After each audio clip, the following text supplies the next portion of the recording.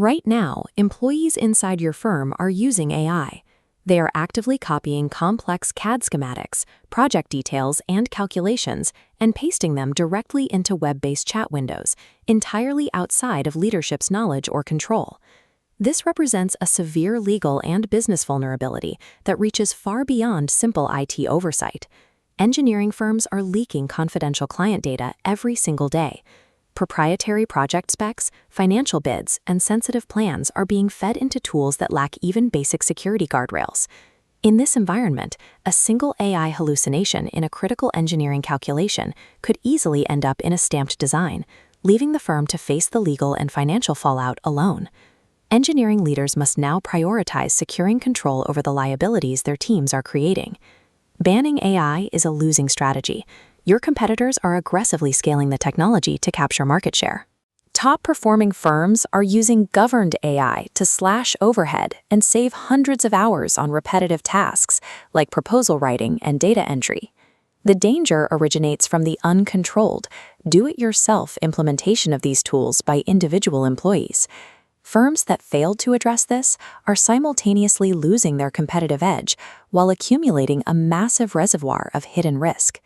Most leadership teams would never allow employees to install random, unvetted software on company networks, yet that is the current reality with AI adoption. Regaining control requires answering 5 critical questions, starting with, what data are we allowing into AI tools? You must distinguish between public AI tools, which absorb and retain data, and private, enterprise-grade tools built to protect client privacy. The second question follows immediately. Which AI tools are approved and which are banned? This collage of AI software logos shows the chaotic reality of the engineering sector today. Consumer-grade and enterprise tools are infiltrating workflows without any vetting. Without explicitly defined data boundaries and an approved tools list, employees will guess, and those guesses will expose the firm. Question 3 asks, how do we validate AI-generated output? AI can produce incredibly confident hallucinations. In engineering, being close enough is physically and legally catastrophic. Critical, stamped engineering work requires human oversight. Firms must establish clear no AI zones, where human expertise is the only acceptable standard. Question 4 addresses ownership. Who owns accountability and governance? This must be a C-suite mandate, as a policy without executive driving force will be ignored. Finally, how are we training our team to use AI safely and effectively? This change curve chart illustrates the problem.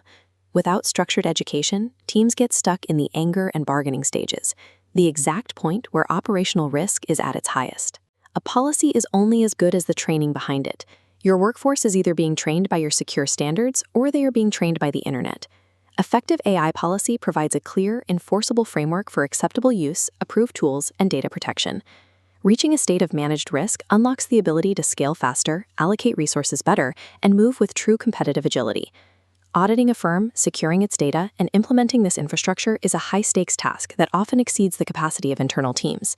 This is where a strategic guide, Sherpa, who understands the intersection at engineering productivity and business protection, becomes essential. This transformation is a 30 to 60-day priority that requires immediate executive attention.